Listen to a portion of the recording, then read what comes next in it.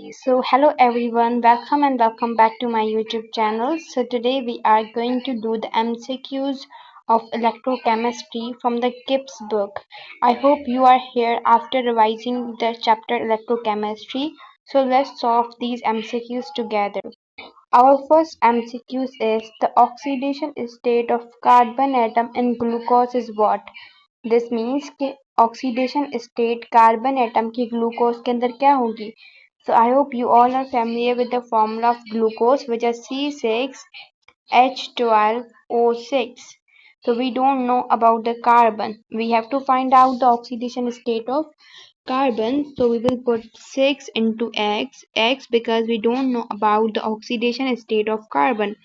Then plus hydrogen is 12 into 1 because we know the hydrogen has the oxidation state which is 1, and then plus the oxygen have minus 2 oxidation state, 6 multiplied by minus 2.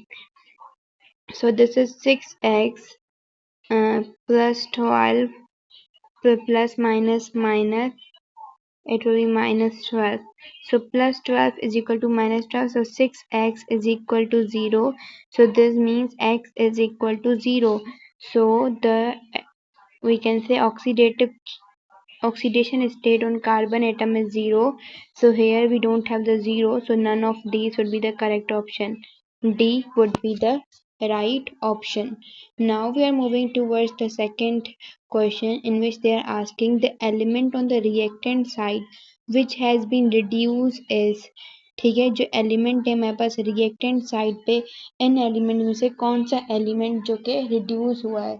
So here you can see, if we can go with it, so iodine, this is iodine is given, and we know iodine have the -1 at the oxidative state because iodine belongs to the halogen family, and we have studied that halogen families have the negative charge. So this will be the negative, so this means hydrogen is positive one because overall the compound is 0. Okay, overall the compound is 0, and then here you can see this is negative. Okay, so जैसे कि मैंने आपको बताया कि iodine की हमारे पास oxidative state होती है -1 यहाँ पर. ठीक है, तो यहाँ पे देखें आयोडीन होल कंपाउंड है, यहाँ पे चार्ज ऑक्सीडेटिव स्टेट 0 हो गई. सो दिस मीन्स माइनस से 0 मतलब ऑक्सीडेशन हुई है. क्या हुई है? ऑक्सीडेशन हुई है.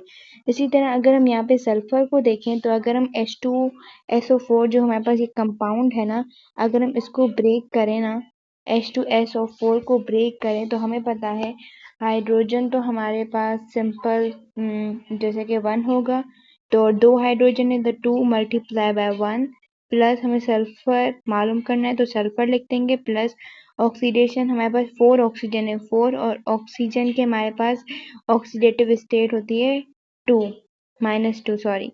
So it will be 2 1 2 plus sulphur and 4 2 8, so it will be -8. तो देखें, सॉरी प्लस 8 और 2, 8 -2, तो सल्फर की हमारे पास कितनी हुई? +6. आई होप आपको ये क्लियर होगा कि ऑक्सीडेटिव स्टेट किसी भी कंपाउंड की कैसे निकालते हैं.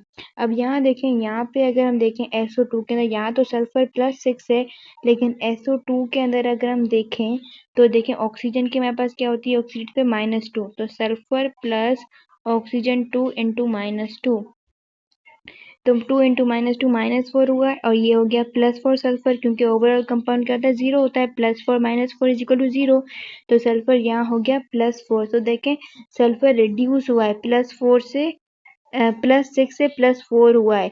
तो इनमें से ये बता रहे हैं कि रिएक्टेंट साइड पे ऐसा कौन सा एलिमेंट है जो कि रिड्यूस हुआ है. तो यहाँ पे हमारे पास राइट ऑप्शन होगा बी, सल्फर हमारे पास क्या हुआ है? रिड्यूस हुआ है. तो आई होप आपको समझ आ गया होगा, और अगर आपको ये भी क्लियर नहीं है तो आप एक दफ़ा ऑक्सीडेटिव स्टेट को समझिएगा कि किसी कंपाउंड की ऑक्सीडेशन या ऑक्सीडेटिव स्टेट कैसे निकालते हैं. चलें, तो हम नेक्स्ट क्वेश्चन पे चलते हैं. हमारे पास थर्ड क्वेश्चन है जो कि रिडॉक्स रिएक्शन इज, इनमें से रिडॉक्स रिएक्शन कौन सा होता है. तो हमें देखना है कि हमारे पास 2 इलेक्ट्रॉन कहाँ ऐड हो रहे हैं. लेफ्ट हैंड साइड ऐड करेंगे ताकि हमारी रिडॉक्स रिएक्शन कंप्लीट हो, या राइट हैंड साइड ऐड करेंगे.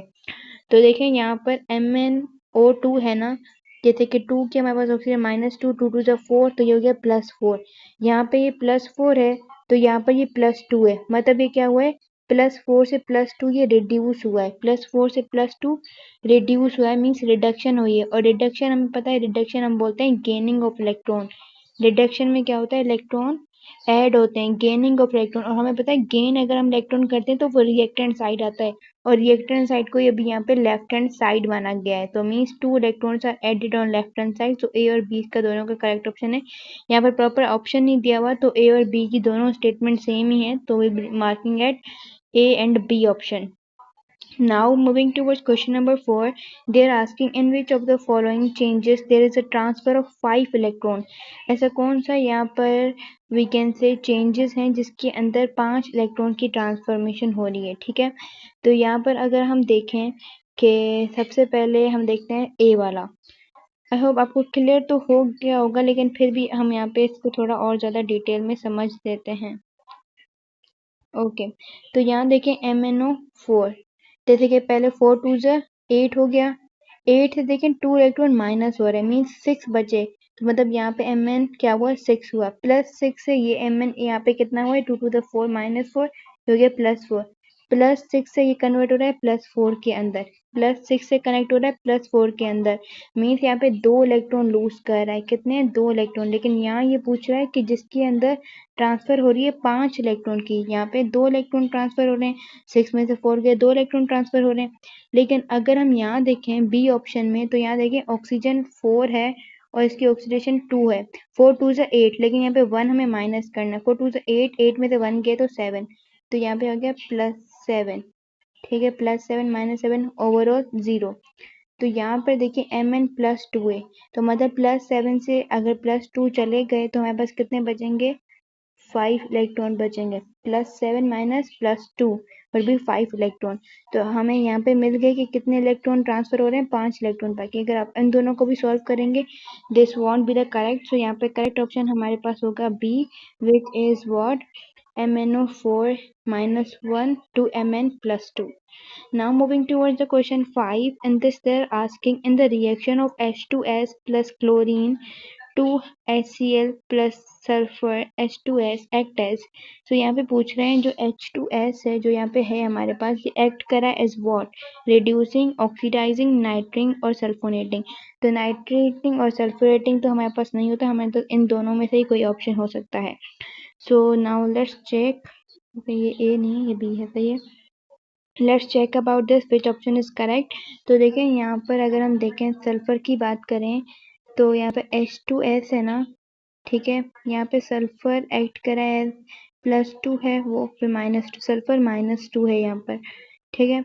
और यहाँ पर सल्फर 0 हो रहा है, -2 से 0 मतलब ये रिडक्शन, सॉरी ये ऑक्सीडेशन हो रही है। ऑक्सीडेशन को ही हम क्या कहते हैं, रिड्यूसिंग एजेंट। ऑक्सीडेशन को हम क्या कहते हैं, रिड्यूसिंग एजेंट। सो इसका मतलब हमारे पास यहाँ पे करेक्ट ऑप्शन होगा ए, रिड्यूसिंग एजेंट, ठीक है। Now we are moving towards question number 6। Question number 6 में वो बोल रहा है in which of the following substance the sulphur exhibited higher oxidation state.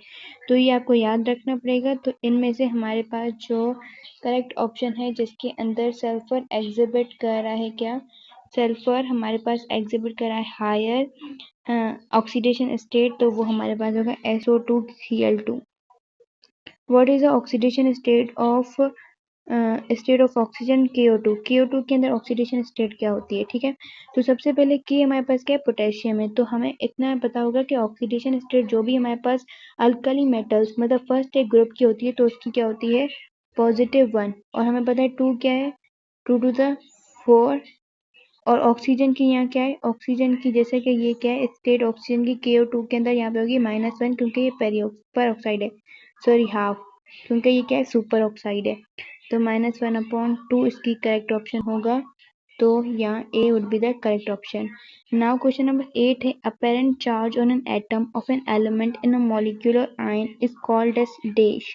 तो जो अपेरेंट चार्ज होता है ना किसी भी एटम पर या एलिमेंट पर या मॉलिक्यूल पर या आयन पर, और वो पॉजिटिव भी हो सकता है, नेगेटिव भी, जीरो भी हो सकता है, तो all of these will be the correct option. उसके बाद हम आते हैं apparent charge on an atom. Atom के ऊपर अपेरेंट चार्ज किसके बराबर होता है, तो वो बराबर होता है ऑक्सीडेशन नंबर के। Now the oxidation number of oxygen in SOF2। तो ये याद रखना पड़ेगा, जो हमारे पास OF2 है ना, इसके अंदर ये एक एक्सेप्शन है कि इसके अंदर हमारे पास ऑक्सीडेशन नंबर हमेशा क्या होता है, +2 होता है, हमेशा क्या होता है, +2 होता है। और दूसरा है H2O2। अब H2O2 क्या है, हमारे पास पर ऑक्साइड है, और पर ऑक्साइड के अंदर भी आपको याद होना चाहिए पर ऑक्साइड जो होता है उसके अंदर ऑक्सीडेशन नंबर -1 होता है। तो उसका करेक्ट ऑप्शन होगा +2 -1, C would be the correct option. Now last we are going to discuss English question number 11. 8H plus MnO, which one is the correct about the equation? Equation के हिसाब से कौन सा करेक्ट है?